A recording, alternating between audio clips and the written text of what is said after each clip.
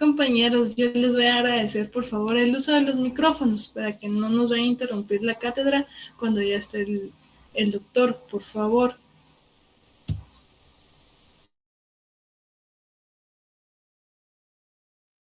Está bien.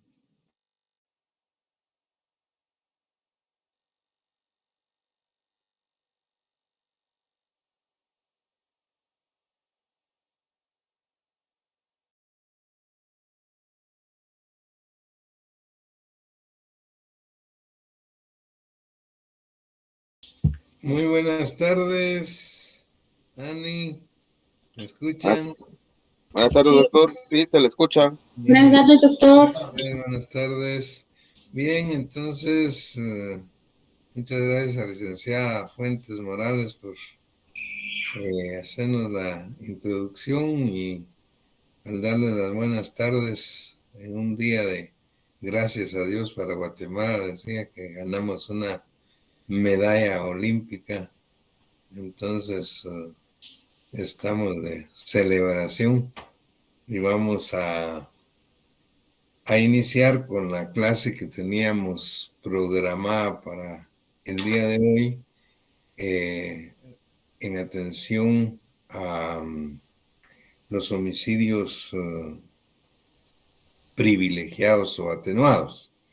Estuvimos la última vez en la facultad tratando el homicidio simple con sus respectivos elementos y decíamos que el homicidio simple pues era el delito tipo, el delictipus penale o la figura genérica de la cual se generan los demás tipos de homicidios. Hoy vamos a tratar los homicidios simples atenuados o privilegiados, así lo establece la legislación penal guatemalteca, y luego seguimos con los homicidios agravados o cualificados. Vamos a llevarlo de acuerdo a la agenda que les hemos enviado, que es como lo describe también el programa de la facultad y, por qué no decirlo, en atención a cómo los va describiendo el Código Penal vigente actualmente en Guatemala. De tal manera que después del homicidio simple como figura genérica, pues estamos tratando el homicidio cometido en estado de emoción violenta. Este homicidio fue el que de alguna manera hice alguna introducción para explicar sus elementos en la facultad y les decía que es un homicidio privilegiado o atenuado en razón del el dolo de muerte o el animus necandi que se encuentra disminuido en la mente del sujeto activo por circunstancias externas, pues no buscadas de propósito, que inciden directamente dentro de la facultad de razonar. Es importante advertir que cuando hablamos de los homicidios cometidos en estado de emoción violenta, tal y como se los trataba de explicar en la sesión anterior en la facultad, estos se identifican mucho con lo que se denominan homicidios pasionales. Así los denominaba la doctrina clásica española, los homicidios pasionales. Pues cuando les comentaba, recuerdan ustedes que este tipo de homicidios pues se referían a aquellos que se daban en un momento determinado cuando el esposo, el marido, regresaba a su casa y encontraba en la alcoba conyugal a su esposa, a su mujer, yaciendo con otro. El marido daba muerte a ella o a ambos, y entonces se hablaban de un crimen pasional. La característica en aquel momento en la legislación y la doctrina española era que el homicidio cometido en estado de emoción violenta tenía una excusa absolutoria que eximía totalmente de responsabilidad penal al sujeto activo, por esa disminución del dolo de muerte que tenía en atención al impacto que recibía de esa causa externa, que influía directamente en la facultad de razonar, cuando encontraba pues a su mujer o a su esposa pues con otra persona en su misma alcoba conyugal. Sin embargo, les comenté también, aunque sea muy rápido y ahora pues se los repito, que esta doctrina clásica española pues también comentó que curiosamente empezaron a darse cuenta que en los delitos, en los procesos por divorcio que se llevaban en esa época, en ese tiempo en España, muchas veces tardaban años y no se disolvía la relación matrimonial. Llamó la atención que en muchos homicidios pasionales, tenía como antecedente un proceso de divorcio que no se había finalizado. Entonces llamó la atención y la suspicacia a los legisladores en ese momento a decir, bueno, ¿qué está pasando? Pues probablemente como no consiguen el divorcio por la vía procesal civil, por razones de tiempo, qué sé yo, pues como que de alguna manera inducían al crimen pasional, porque en 2 o 3 crímenes pasionales que se dieron de esta naturaleza tenían como antecedente un proceso de divorcio. Esto fue bien importante porque a partir de ello la legislación española y los tratadistas principiaron a discutir sobre la no conveniencia de la excusa absolutoria. Y así lo consideraron finalmente. De tal manera que, pues en la actualidad, la legislación española, como la legislación penal guatemalteca, el homicidio cometido en estado de emoción violenta no es una excusa absolutoria. Es decir, se trata y está descrito en Guatemala como un homicidio privilegiado o atenuado en relación al homicidio simple. Tanto es así que en nuestro país pues se castiga con una pena de 2 a 8 años. El homicidio simple, vean ustedes, está de 15 a 40 años y el asesinato hasta 50 años. O sea, pues el homicidio cometido en estado de emoción violenta, entonces es una figura de homicidio atenuado, pero no se exime de responsabilidad penal al sujeto, como se hacía en aquel entonces en el derecho penal clásico, digamos, en la legislación española.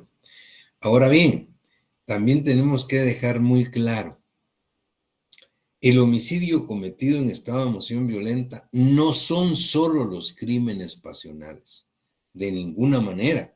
Es más, hay otro tipo de crímenes que se identifican para efectos de enseñanza-aprendizaje, son mucho más claros que el mismo crimen pasional y que no solo pues, nos deja claro que no se refiere solo a los crímenes pasionales, sino a ciertas circunstancias que deben darse como pues una causa externa no buscada de propósito que incida directamente sobre la capacidad de razonar del sujeto activo, de tal manera que en un momento dado reacciona violentamente sin posibilidades de razonar sobre lo que está haciendo.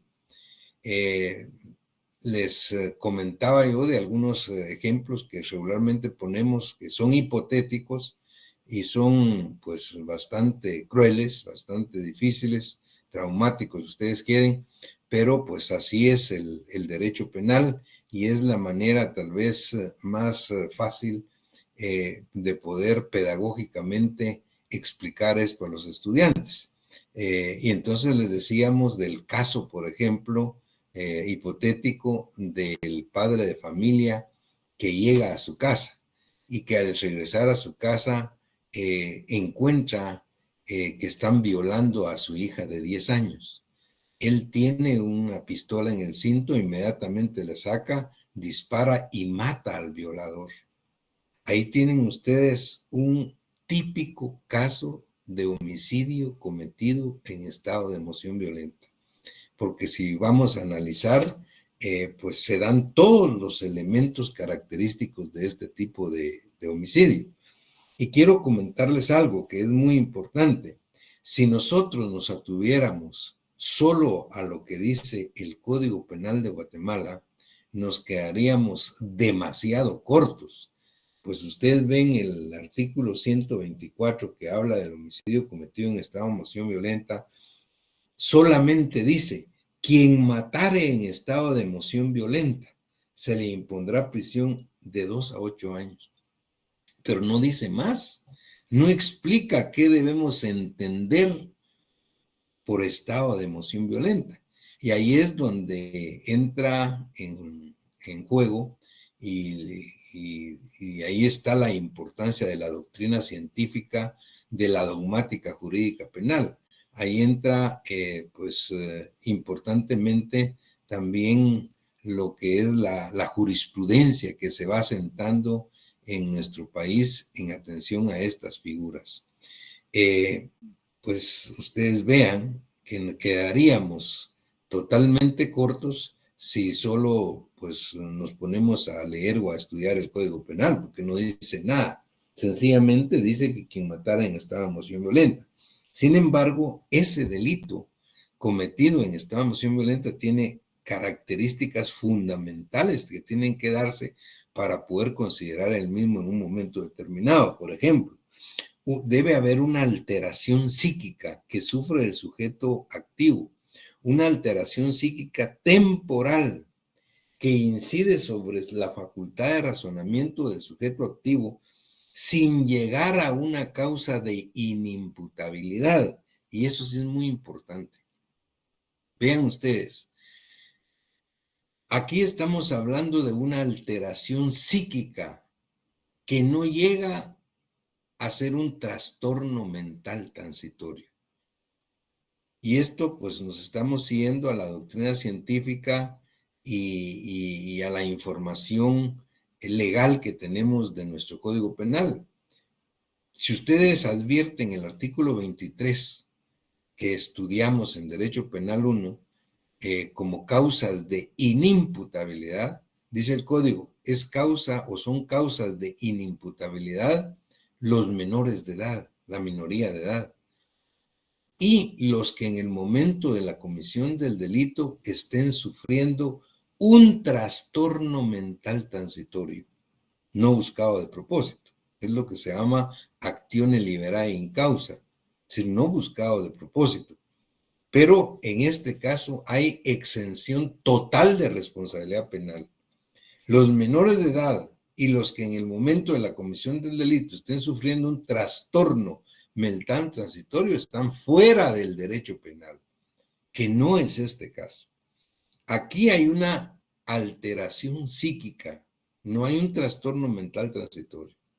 Hay una alteración psíquica que es producto de una causa externa que el sujeto activo no ha buscado de propósito, sino estamos ante una actione liberae in causa, y eso es otra cosa. Ahí no se exime ni se atenúa la responsabilidad penal, sino se agrava. Aquí estamos ante una situación como la de este padre de familia, que llegando a su casa advierte lo que le está pasando a su hija de 10 años. Entonces él, teniendo un revólver en el cinto, lo toma y lo dispara. Ahí, si ustedes ven, hay una alteración psíquica de carácter temporal que incide directamente en la facultad de razonar del sujeto activo. Pero no estamos hablando, insisto, de una causa de la imputabilidad, no estamos hablando de un trastorno mental transitorio. Es indispensable que esa causa externa que produjo la alteración psíquica, pues obviamente no haya sido buscada de propósito y el sujeto activo, oigan, no tenga la posibilidad real y objetiva de razonar tranquilamente o temporalmente. ¿Qué quiere decir esto? Que la alteración psíquica que él sufre se proyecta de tal manera que disminuye la voluntad criminal del sujeto activo, disminuye el animus necandi. En otras palabras, la discusión en la doctrina es, bueno, ¿cuánto debe durar esa alteración psíquica? ¿Cuánto tiempo debe durar para que se pueda considerar como una causa o como un estado de emoción violenta? Y esto es difícil decirlo. Es decir, no podemos decir, miren, esa alteración psíquica debe durar no más de 2 minutos, o de 1 minuto, o de 5 minutos, o de 1 hora. Pues esto no, la doctrina no dice nada al respecto, pero los estudios criminológicos que al respecto se han hecho en diferentes épocas por diferentes tratadistas y en diferentes disciplinas, no solo las jurídicas, sino también las médico-forenses, advierten que aquí se trata de la imposibilidad en un momento dado del sujeto activo de saber claramente que lo que está haciendo es ilegal. Él no puede cobrar justicia por su propia mano, pero no está en posibilidades de aquilatarlo y por eso es que ejecuta el acto como producto de una alteración psíquica no buscada de propósito. Y les comentaba a los compañeros en la otra sección de otro ejemplo hipotético, pues para que ustedes adviertan la diferencia entre uno y otro. ¿Qué pasa si el sujeto, el padre de familia, llega a su casa? Y llegando a su casa, pues se da cuenta de la situación que están sufriendo y viviendo en ese momento y le dicen que su hija, le cuentan la esposa o la familia que su hija menor de edad ha sido violada por fulano de tal. Y que este sujeto, pues, que acaba de ser, y que salió y que se dieron cuenta que había entrado a la cantina, por ejemplo, que estaba más cercana. Este padre de familia, pues, imagínense cómo se pone en este momento dado, empieza a meterse las manos a las bolsas del pantalón, del saco, y después le digo, ¿y qué buscas? Estoy buscando las llaves para abrir el armario, pero las llaves las tenía en la mano. Luego, pues, abre su armario y saca un revólver. Saca el revólver y va para afuera. Cuando regresa y le dice, ¿para dónde va la esposa? ¿Y qué pasó? Pues fíjate que voy para afuera, pues me doy cuenta que no tengo las balas, entonces vengo a buscar las balas. Encuentra las balas y carga el revólver. Y sale a buscar al sujeto, al violador de su hija. Llega a la cantina y pregunta por él, porque es conocido en el medio. Dice, mire, aquí estuvo, sí, aquí estuvo, pero acaba de salir. Ahorita salió. Sale él y efectivamente lo encuentra en la esquina y le dispara y lo mata. La pregunta es, ¿qué hay ahí?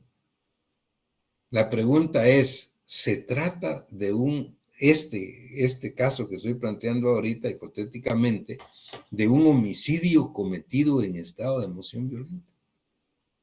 Aquí es muy discutible. Es probable que no. ¿Por qué? Porque él tuvo ya muchas veces, en muchos momentos, la capacidad de razonar. Fíjense desde que le contaron, fíjense todo lo que hizo para buscar las llaves, para abrir su mueble donde tenía el revólver, su armario, y luego se da cuenta que no tenía los tiros, los buscó, los puso, luego salió a buscar y llegó.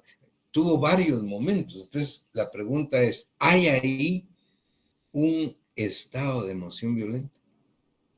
No es lo mismo del padre que entra a su casa y encuentra al violador de su hija en ese momento, en el acto, y ahí le dispara. Son dos cuestiones diferentes. Entonces, esto se los planteo porque en la práctica esto es bastante discutible, pero no solo eso, sino no solo son entonces los crímenes pasionales. Vean este caso que les planteé de la hija, no es un crimen pasional y es un caso muy claro de lo que puede ser un homicidio cometido en estado de emoción violenta. Otra cosa, nosotros estamos claros, y esto es una cuestión, pues, en atención a lo que dice la jurisprudencia y de la legislación nuestra. Este servidor, por ejemplo, cree, y nosotros creemos, que el estado de emoción violenta se da en cualquier tipo de homicidio. Aquí no importa el tipo de homicidio que se refiera. Aquí lo que importa son las circunstancias y las causas que se dan para que el sujeto activo lo pueda cometer. Sin embargo, muchas veces la jurisprudencia penal guatemalteca no lo ha considerado así. Nosotros pusimos ahí en el libro, por ejemplo, un caso, y ustedes ya lo habrán leído, de una sentencia de la Corte Suprema de Justicia nuestra, de un fallo del 10 de mayo de 1976, donde pues un sujeto que salía de trabajar, que se los comenté, pues era parte de un cuerpo de seguridad, de policía me parece, salía de trabajar después de 72 horas de estar trabajando corrido, y cuando iba de regreso a su casa, encuentra a su esposa, a su mujer, de la mano de otro. Y él dispone no decir nada, hacer como que no la vio, pero dice que fue su esposa la que le dice de una hacer a otra, ¿y para dónde vas? Y luego el que venía de la mano con su esposa le dice, tengo que entrar en arreglos con vos. Él dice que se le oscureció la vista, que sintió como un impacto eléctrico, que sacó su revólver y dio muerte. Él disparó y dio muerte a la esposa. Pero vean lo que dijo la Corte Suprema de Justicia de Guatemala. Ahí lo tenemos nosotros y dice en el fallo del 10 de mayo de 1976, la Corte Suprema dijo, a este respecto cabe considerar que si bien es cierto que el Código Penal en su artículo 124 establece que a quien matare en estado de emoción violenta se le impondrá prisión de 2 a 8 años, también lo es que tal precepto se refiere exclusivamente al caso de homicidio simple, pero no a los homicidios calificados que se encuentran regulados en capítulo distinto del mismo cuerpo legal. Gaceta de Tribunales, primer semestre 1976, página 68. Vean lo que dijo la Corte Suprema acá. Es decir, consideró que no había un estado de emoción violenta porque se trataba de un homicidio calificado como parricidio. ¿Y por qué como parricidio? Porque a quien dio muerte fue a su esposa. Entonces dice, bueno, esto es un parricidio. Entonces, el no considerar el homicidio cometido en estado de emoción violenta es muy discutible, porque para nosotros el homicidio cometido en estado de emoción violenta depende de las circunstancias en que se está dando el estado de emoción violenta. No importa en qué clase, en qué tipo de homicidio se da. Ahora, pues las diferencias son muy sustantivas. La diferencia es seria. Imagínense que el homicidio cometido en estado de emoción violenta tiene una prisión de 2 a 8 años. Claro, pero si vemos nosotros, el parricidio tiene hasta 50 años. Imagínense la gran diferencia que hay entonces en esto, pues. El parricidio tiene de 25 a 50 años. Entonces la diferencia es sustancial. En todo caso, lo que nos tiene que quedar claro es que el homicidio cometido en estado de emoción violenta, el dolo de muerte está disminuido. Está disminuido en el sujeto activo. Muy bien. Luego, en atención a la legislación penal nuestra, tenemos el homicidio cometido en riña tumultuaria. ¿A qué se refiere el homicidio cometido en riña tumultuaria? ¿Qué debemos entender por riña tumultuaria? ¿Y cómo queda el dolo de muerte en el homicidio en riña tumultuaria? En el homicidio en riña tumultuaria, de acuerdo a como lo plantea el Código Penal de Guatemala, no es cualquier riña.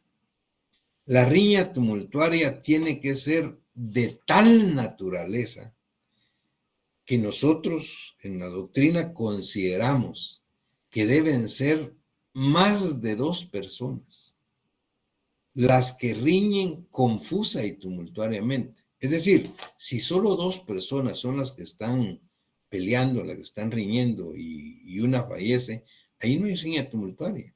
Ahí el responsable es de homicidio del que quedó vivo. No, en la riña tumultuaria son más de 2, o sea, de 3 en adelante. De 3 en adelante que actúan como sujetos activos y pasivos a la vez. Es decir, actúan como sujetos activos cuando atacan y actúan como sujetos pasivos cuando se defienden. Pero la riña tiene que ser de tal naturaleza que el Código Penal nuestro dice confusa y tumultuariamente. Es decir, que no se advierta claramente quiénes atacan y quiénes se defienden, porque todos atacan y se defienden a la vez. Hay una confusión de tal naturaleza en que todos los sujetos actúan como activos y pasivos a la vez. Pero lo importante acá es que no pueda identificarse a la persona que causó el homicidio, que no pueda identificarse a la persona que causó las lesiones que produjeron el homicidio. Si se pueden, y así dice la doctrina, si hay posibilidades de identificar por cualquier signo o símbolo o qué sé yo, quiénes son unos y quiénes son los otros que están contendiendo, ahí no hay riña tumultuaria, porque se sabe quién lo causó. Si se advierte y se sabe quién causó la muerte de la persona en la riña, aun y cuando sean 5 o 10 los que estén riñendo, pero se sabe claramente que fue fulano de tal el que le dio muerte a Sultano, ahí ya no hay riña tumultuaria. Ya no hay homicidio en riña tumultuaria. Ahí hay un homicidio simple u otra cosa, pero no riña tumultuaria. ¿Por qué razón? Porque lo importante en la riña tumultuaria, de acuerdo al Código Penal guatemalteco, es que no se pueda identificar quiénes causaron la muerte del sujeto pasivo, que no se pueda identificar quiénes causaron las lesiones que produjeron la muerte en el sujeto. Si son los rojos y los cremas, por ejemplo, los que están peleando en el campo de fútbol o en la gramía del estadio, ahí no hay riña tumultuaria. Si muere uno de los rojos, pues los cremas son los responsables, y si es de los cremas, los rojos responderán, porque están identificados. En la riña tumultuaria no se puede identificar, y eso es lo que dice el código. Cuando no se puede identificar quiénes causaron la muerte o las lesiones que produjeron la muerte, hay que penar a todos por igual. Y esa es, digamos, la razón de ser del homicidio en riña tumultuaria. Dice que el dolo de muerte ahí está desubicado. Está desubicado dentro de los que participan en la riña. Pero el hecho que esté desubicado no quiere decir que quienes están riñendo no tengan la intención de, aun y cuando el dolo sea indirecto. Porque si bien es cierto que no tienen la intención de dar muerte a nadie, también es cierto que todos están atacando a la vez porque es la manera de defenderse. Ahí el que se queda con los brazos cruzados, pues sería la víctima. Entonces, cuando hay un tipo de riña de esta naturaleza, es que no se pueda identificar a quienes causaron y probablemente ni siquiera las lesiones que produjeron la muerte. Después de que finaliza una riña tumultuaria, llega la autoridad, llega la policía y se dan cuenta que hay dos fallecidos. Pero ¿quién dio muerte al fallecido? No se sabe quién fue. Después de la necropsia que se lleva a cabo, el médico legal, se establece que el sujeto tiene 3 golpes mortales. Uno en la base del cráneo, otro en el hígado y otro en los testículos, por ejemplo. Pero ¿cuál fue primero? ¿Cuál fue después? ¿Cuál fue el golpe que le dio muerte? No se sabe. No se sabe ni cuál fue el golpe que produjo la muerte directa, menos quién lo causó. Y ante esa situación es que el Código Penal guatemalteco y la doctrina prevé que se castigue a todos por igual. Esa es la razón del homicidio cometido en riña tumultuaria, donde el dolo de muerte está disminuido. Y vemos cómo lo establece el artículo 125.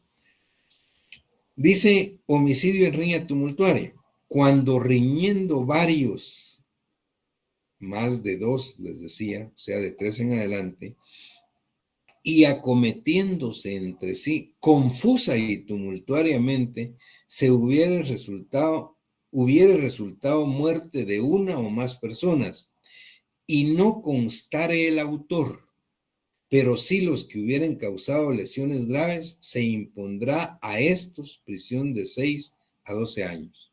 No consta la muerte del autor, pero sí los que causaron las lesiones. Entonces se impone a ellos prisión de 6 a 12 años.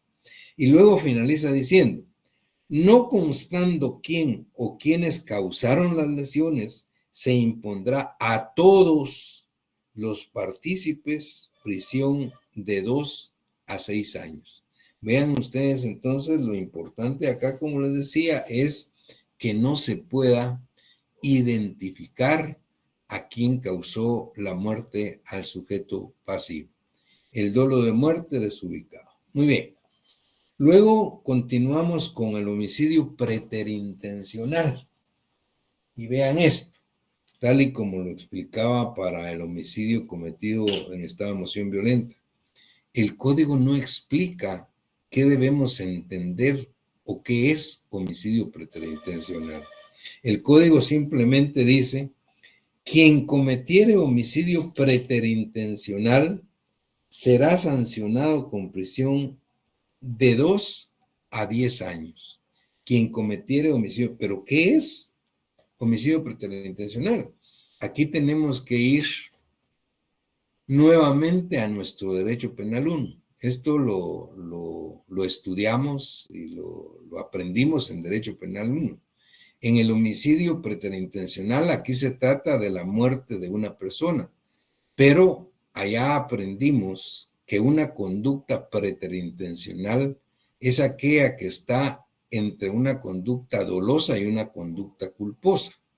Lo único que es que en la conducta preterintencional se dice no haber tenido la intención de causar un daño de tanta gravedad como el que aquí se produjo.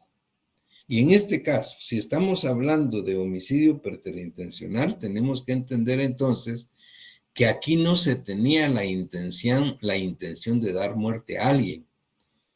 Pero, ojo, en las acciones, en las conductas preterintencionales, se tiene la intención de causar un daño. Si hay la intención, hay una conducta dolosa, pero el resultado que se produce es mucho más grave que el sujeto activo quería causar.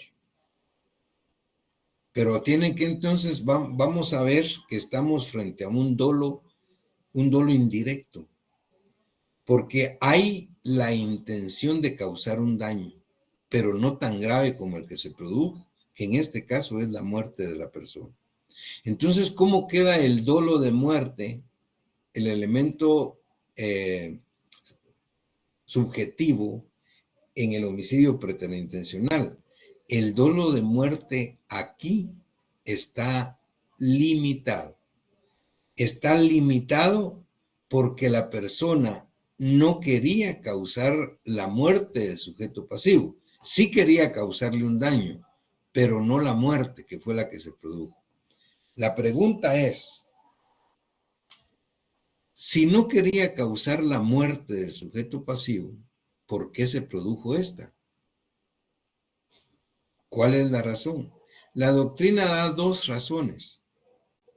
Y en atención a lo que dice la doctrina y la jurisprudencia nuestra, podemos establecer que pueden haber dos razones. Una es por exceso en el medio empleado de parte del sujeto activo y otra es por concausas. Tratemos de explicarlos. ¿A qué se refiere la primera? La primera dice, el homicidio preterintencional se produjo por exceso en el medio empleado. El sujeto dice que no lo quería matar, pero le golpeó la cabeza con una almágana, imagínense ustedes.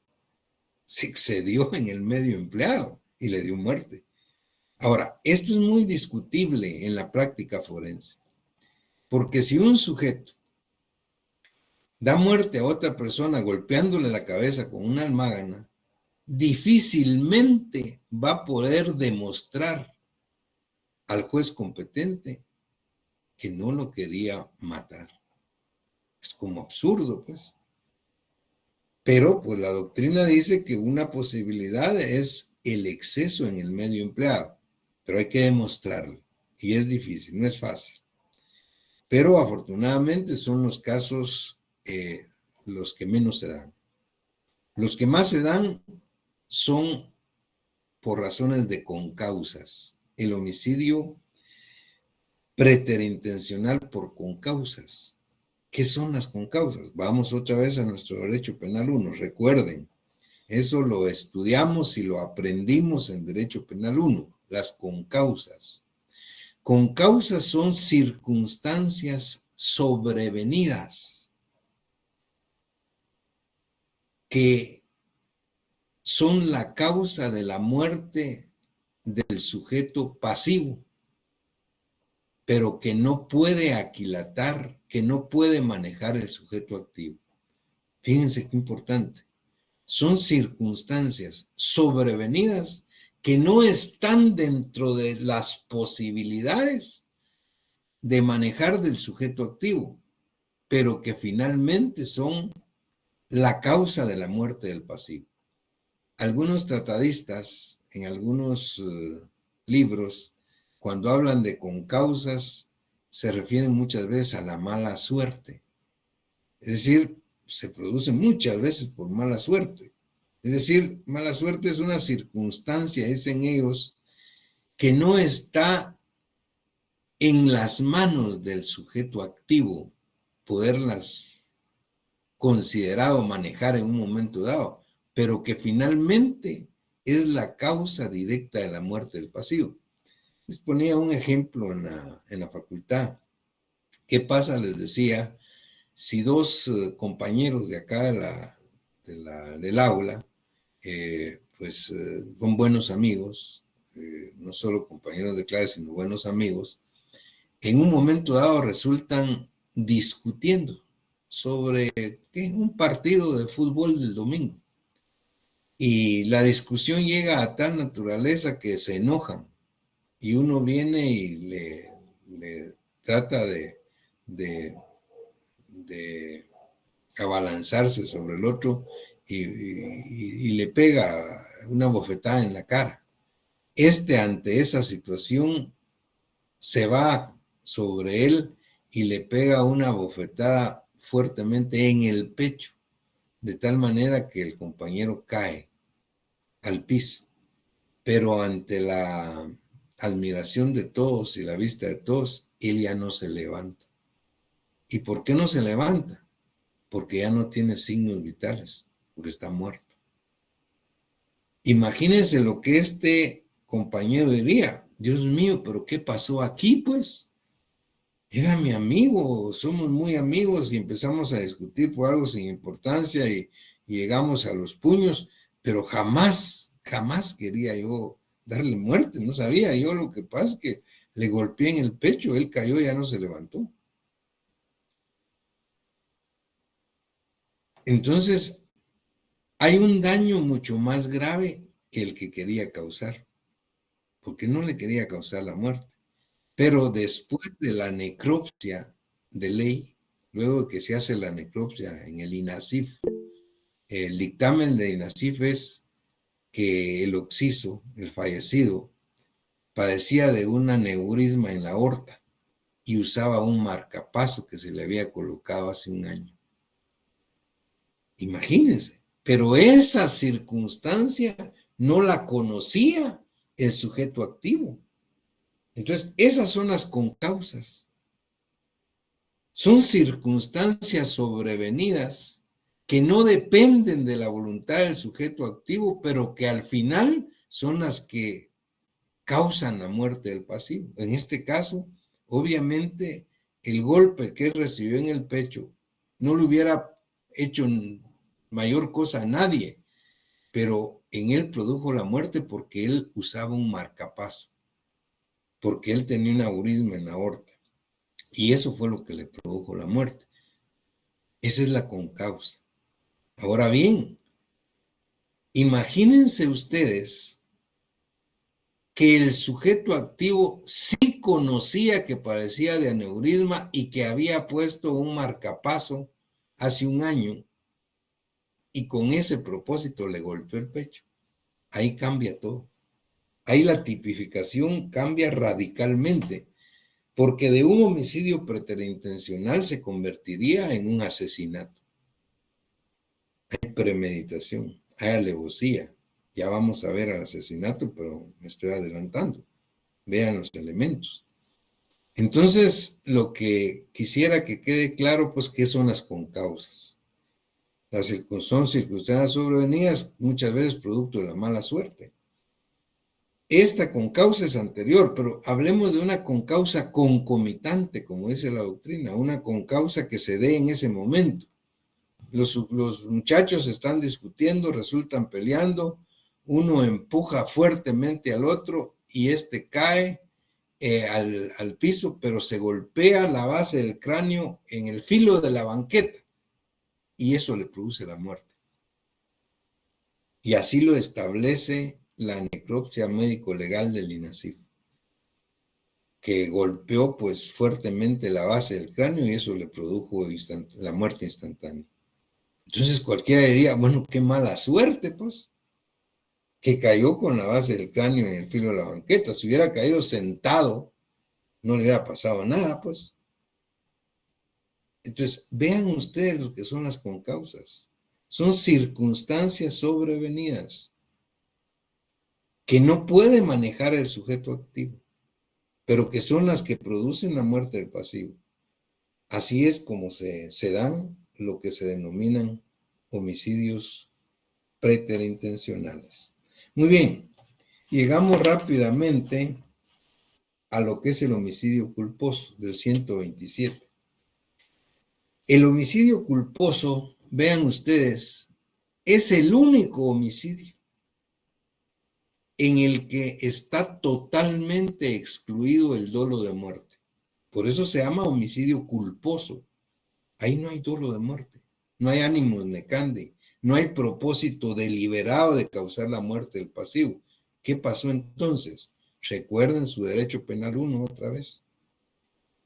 En derecho penal 1 estudiamos que las conductas culposas son aquellas donde el sujeto activo actúa legalmente, actúa lícitamente, Y actuando legalmente, actuando lícitamente, se produce un daño al bien jurídico tutelado por negligencia, por imprudencia o por impericia.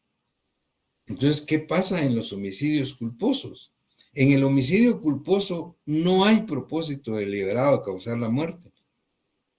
Es más, el sujeto activo está actuando legalmente, pero actúa imprudentemente, negligentemente o por impericia. Y por eso se produce la muerte. Les decía yo, hipotéticamente, por ejemplo, si un sujeto llega a una gasolinera con su carro, pide que le llenen el tanque de gasolina, le están sirviendo la gasolina, saca un cigarro y luego un fósforo para encender el cigarro y tira el fósforo y explota. Y da muerte al que está sirviendo la gasolina y a otra persona que estaba ahí. ¿Qué hay ahí? Eso es un homicidio culposo. Un homicidio, él no tenía la intención de darle muerte a nadie. El hecho de llegar a la gasolinera a pedir gasolina, de fumar, de encender un cigarro, ¿no? Todo es legal. Lo único es que actuó imprudentemente. ¿Qué es la imprudencia? Eso lo vimos el semestre pasado. En los casos de imprudencia, el sujeto activo hace algo que no debe de hacer. Hace algo que no debe hacer, contrario a la negligencia. En la negligencia, el sujeto activo deja de hacer algo que está obligado a hacer. Esa es la negligencia. Es lo contrario a la imprudencia. Caso imprudente es el que les dije. ¿Y qué pasa si se trata, digamos, de un cirujano que lleva a cabo una intervención quirúrgica, pero porque está deprisa o qué sé yo, no esteriliza sus instrumentos y se produce una infección en el paciente que lo lleva a la muerte? ¿De qué estamos hablando? De un homicidio culposo por negligencia. ¿Por qué? Porque el sujeto activo, en este caso el cirujano, está actuando legalmente. Y es más, no solo actúa legalmente, sino él estaba trabajando para salvarle la vida a su paciente, para curarlo, no para lesionarlo. Lo único es que él sabía que tenía que esterilizar sus instrumentos, los que iba a utilizar para la intervención, y no lo hizo. Eso se llama negligencia. Y a consecuencia de eso se produce la lesión del bien jurídico tutelado, que puede ser pues, la integridad física, lesiones o la vida en un homicidio. Eso es lo que es entonces el homicidio culposo. Y luego, pues la impericia, que es la falta de experiencia, de pericia. Vean ahorita, pues que tenemos diariamente, lamentablemente, tenemos que decir que todos los días se producen accidentes de tránsito, especialmente con motocicletas. Y entonces muchas veces se dice que pues por cualquier razón pues se han vendido o han comprado motocicletas y las empiezan a conducir sin tener la experiencia o la práctica necesaria. Y esas son conductas legales, pues, el tener una motocicleta, comprarla, el conducir, etcétera.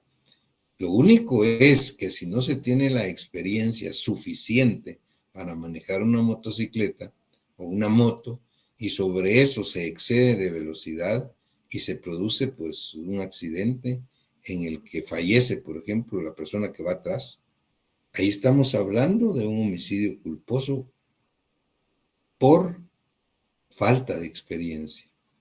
De tal manera, una cosa que tal vez es muy importante, en estos homicidios culposos realmente lo que más se ve, donde más se ve, son los accidentes de tránsito.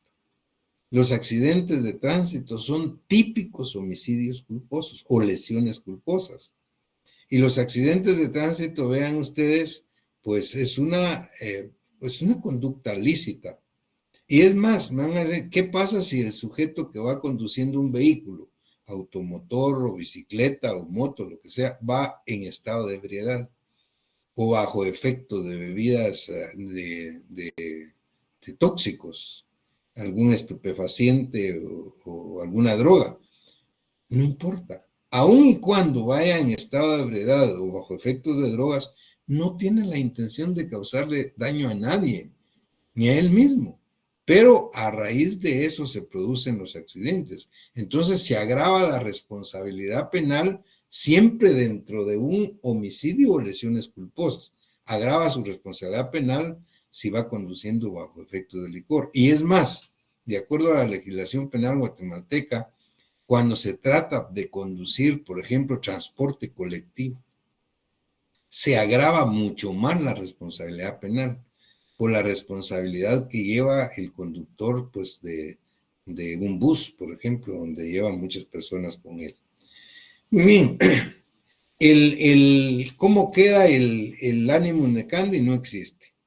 El homicidio culposo dice, al autor de homicidio culposo se le sancionará con prisión de 2 a 5 años. Cuando el hecho causare además lesiones a otras personas o resultare la muerte de varios, la sanción será de 3 a 8 años.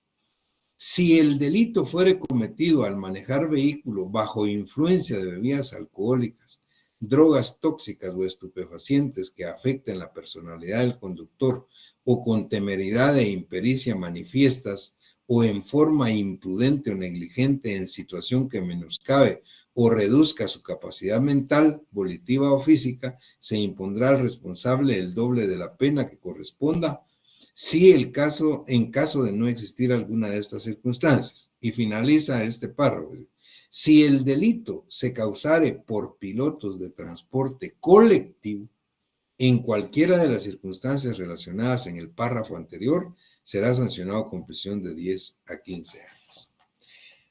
Muy bien, homicidio culposo, entonces no hay dolo de muerte, está excluido.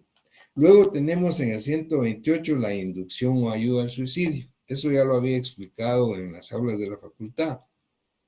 Cuando estudiamos, ustedes recuérdense el medio empleado en los homicidios. En atención a que el derecho penal moderno acepta como medio empleado circunstancias totalmente inmateriales, pero de inequívoca potencialidad letal, como el despoblado, la cuadrilla, la nocturnidad, como la hipnosis, etcétera. Recuerden lo que hablábamos.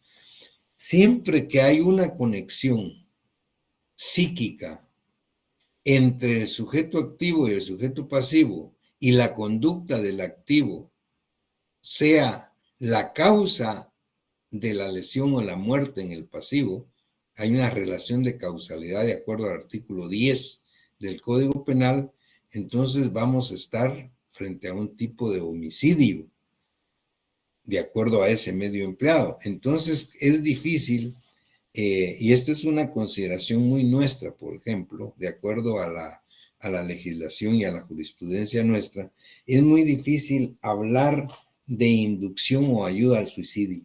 ¿Por qué razón?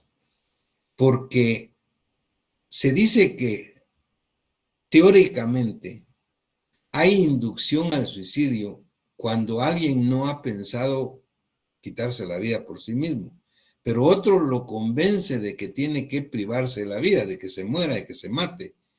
Si él lo hace, la pregunta es, ¿este sujeto va a ser responsable de inducción al suicidio o de homicidio? Y ahí está lo delicado.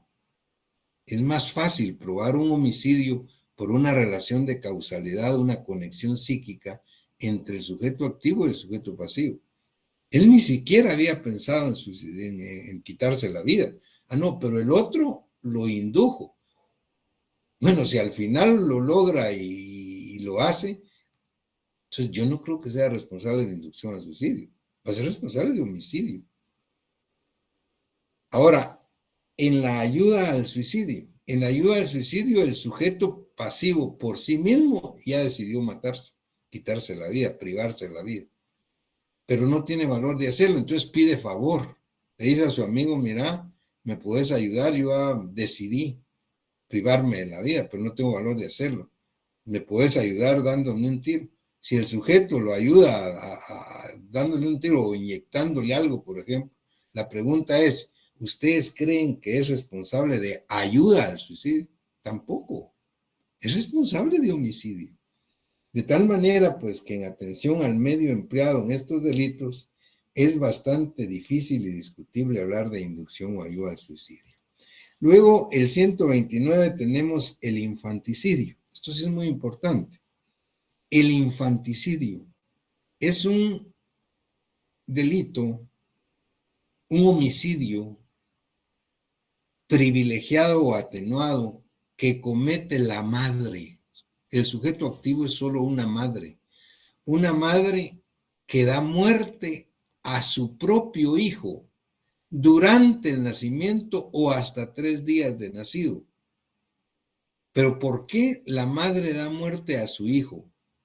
En el infanticidio, la madre da muerte a su hijo porque está sufriendo una alteración psíquica no buscada de propósito. Una alteración psíquica producto del embarazo o el alumbramiento, que finalmente la hace privar de la vida a su hijo, dice, durante el nacimiento o antes de 3 días de nacido. En primer lugar, tenemos que tener claro que en el infanticidio hay un dolo de muerte que está disminuido por esa alteración psíquica que sufre la madre. Solo la madre puede ser sujeto activo de un infanticidio. El gran problema en la legislación penal nuestra vigente, y es también consideraciones nuestras específicas, es que hay un traslape, puede haber un traslape de tipificación, por ejemplo, en los dos extremos que plantea el código. Dice la madre que da muerte a su hijo durante el nacimiento. ¿Qué quiere decir durante el nacimiento? Durante el nacimiento es mientras no haya nacido, cuando empieza a desprenderse del vientre materno. Y esto, pues técnicamente, pues desde el punto de vista médico-legal, se establece a través de lo que son los dolores de parto. Los dolores de parto evidencian que la madre está dando a luz, que el niño empezó a desprenderse del vientre materno, y por eso son los dolores. Ahora, pues se ha comprobado desde el punto de vista de medicina legal que hay mujeres parturientas, primigestas, así le llaman, que pueden tener 8, 10, hasta 12 o 15 horas de trabajo de parto. ¿Qué pasa si una madre da muerte a su hijo durante esas 5, 10, 8 o 12 horas de trabajo de parto? ¿Eso es infanticidio o es un aborto? Ahí está el traslape de tipificación. Eso es un aborto. ¿Por qué? Porque el aborto, ya lo vamos a ver también más adelante, dice que es la muerte del producto de la concepción en cualquier momento de la preñez. ¿Cuándo principia la preñez? Con la fusión del óvulo femenino con el esperma masculino. ¿Y cuándo termina la preñez? Con el nacimiento. Pero nuestro código habla en el infanticidio durante el nacimiento. Entonces, tiene que ser un aborto procurado. El infanticidio lo debemos de considerar a partir de que el niño ha nacido, aun y cuando todavía se encuentre pues con el cordón umbilical con la madre, pero ya ha nacido.